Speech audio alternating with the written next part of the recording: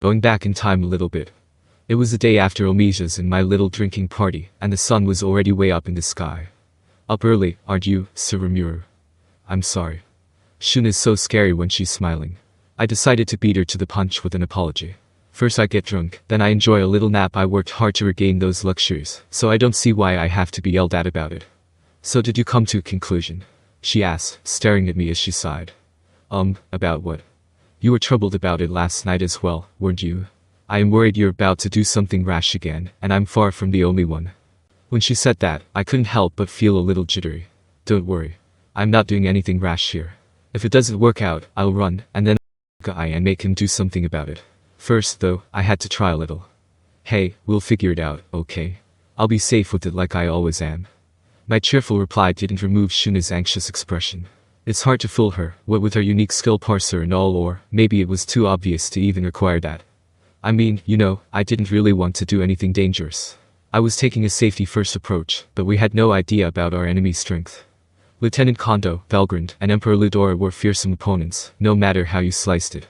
Winning may not be a possibility, and for all I know, I might even be killed on the spot. I was trying to think of ways to avoid that outcome, but not even Raphael had an answer this time. If we don't know, though, we'll just go for it. My only choice was to throw in the maximum amount of war power I had, and reduce the danger as much as possible. And so. I deliberated a lot over who I'd take with me. This time around, I'm going with my A-team only. I'm sorry to say this, but if you don't have enough strength to pitch in, I think you're just gonna slow us down. Alright. My brother's been bragging all morning about how he's going with you. I suppose my thoughts were obvious from the start. I had been engaged with Omisha since the previous morning, so I didn't tell everyone about my conversation with Guy yet, but Shuna's smile seemed to indicate that she understood it all. I smiled back, realizing how there was never any tricking her. Then she gave me her report in her usual, natural voice. That fishy little sneak Laplace slinked in here last night. He said he had a message for you, but he gave us no advance warning, so we've been keeping him waiting for the time being. Rather abrupt change of subject there. But it didn't seem like anything too important to me. If it was a real emergency, Ghidorah or someone would have contacted me. Probably a message from Yuki, but what could it be? I guess I'll see him, although I'm not crazy about the idea. I'd much prefer to shoo him away, but he is an ally, more or less. I'll show him to a reception room. Shuna wasn't a fan of Laplace, either, it looked like. That was rare for her. She wasn't one to be so frank about her likes and dislikes, but clearly those clowns irked her. I guess she couldn't ever truly forgive Laplace and his crew for destroying their ogre homeland. He and I were allies, but I'd need to keep that in mind. While I'm talking to Laplace, I ordered Shuna. I'd like you to summon all the cabinet staff who are awake to our meeting hall. I had a lot of things to think about, but I could worry about them all after our war with the Empire was over. Banishing all doubt from my mind, I decided to take care of the immediate problem first. I called 20 of my top executives, including Rigard, Cajun, Njolmal, and my guardians, into the meeting hall. Tempest has grown way too big for me to run alone, though honestly, this meeting is mostly just me dictating my latest plan to everyone. We're going to infiltrate the Empire, and I've chosen Ghidorah to act as our guide. Bernie volunteered, but without his powers, he'd just be a liability. It feels like I'm always stuck in meetings lately, but let's get this over with. As usual, Shuna served tea to everyone. Once she quietly left the room, I began speaking. I've called all of you in today to inform you about my decisions for the final battle against the Empire. Before that, though, come on in. I already decided who I'd be taking with me, so there was no point hurrying this. Instead, I decided to introduce Laplace, our messenger, to everyone. Laplace brought word that Yuki's forces want to jointly attack the Imperial capital. I agreed, but I insist on an elite-only battle with 0 civilian casualties. We'll meet with Yuki tomorrow afternoon to finalize the details. I had to explain this to my executives myself, because absolutely nobody here trusts that clown. Hello. My name's Laplace, and I'm the vice president of a group of, helpful ladies and gents we like to call the moderate jesters. I'm here today cause Yuki sent me, is he? Oh, man. Is it impossible for him not to act suspicious? And why did he choose this moment to dance a little jig to himself? But he was still here as a messenger, so I couldn't just boot him out. I wasn't the only one annoyed by this, either. So he looked like he was about to kill him. I know how he feels, but he'll have to be patient. Zoe, put that kunai blade away, please. Yes, sir. Gotta be careful with him, too, I see. He meekly sat back down for me, but I couldn't let my guard down yet. Let's just get this intro over with. Yeah, so Mr. Laplace here is our point of contact for Yuki at the moment. Just Laplace is fine, you know. Oh, is it? Then, great. Anyway, we've set up a meeting with Yuki for tomorrow. It's a bit of a rush, I know, but Laplace is apparently gonna transport me over there, so we don't have to worry about travel time. The main question at hand is, who's going with me? Finally, I got down to business. So I can only carry up to 6 people in all. Assuming that you and I are must-haves, do you mind telling me the other 4 you'll bring, Lord Rimuru? I wanted to deploy as much force as I possibly could, but even in the best case, I wouldn't have all my top people on hand. Ranga was still asleep in my shadow, and Geld had yet to wake up as well.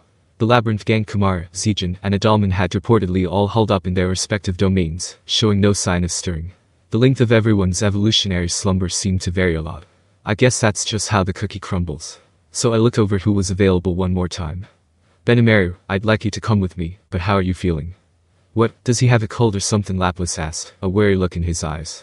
I'm sure he'll find out soon enough anyway, but I wasn't feeling nice enough to explain it all for him. I'm feeling fine. Best shape of my life, actually.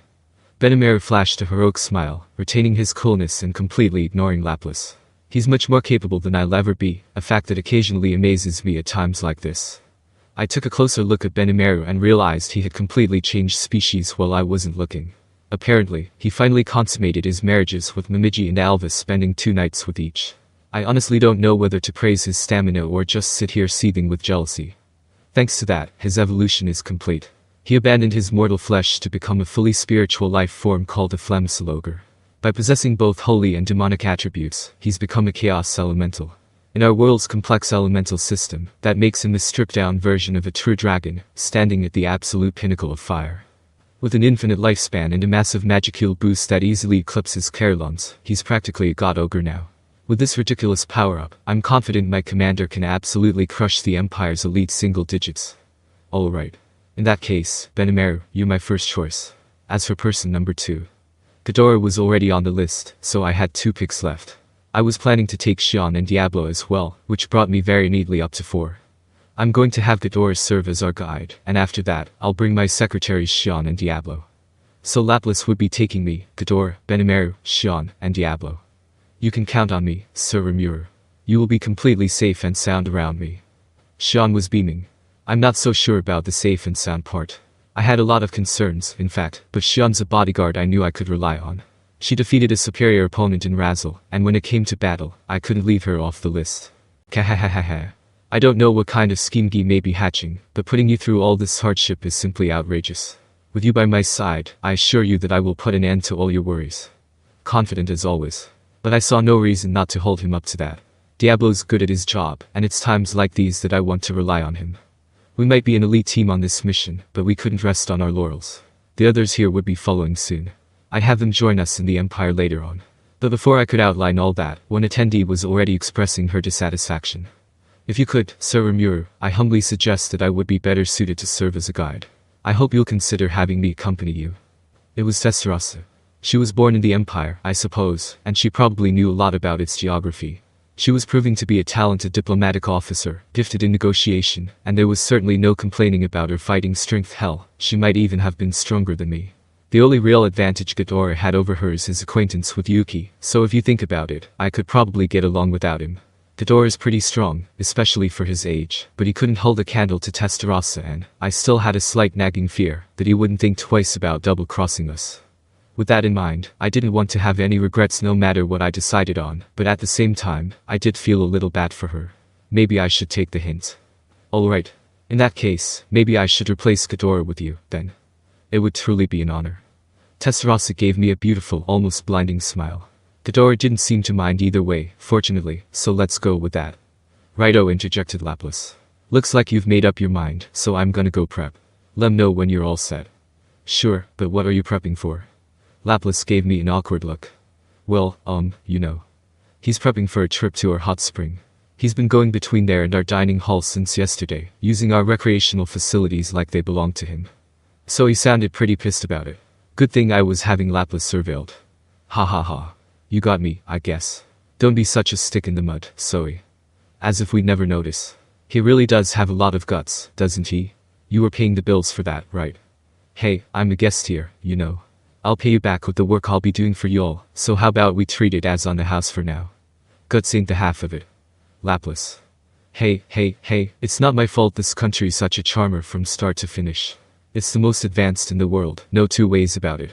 Paradise, even. Who wouldn't want to kick back and relax while they're here? Now he was laying it on thick about how great Tempest was.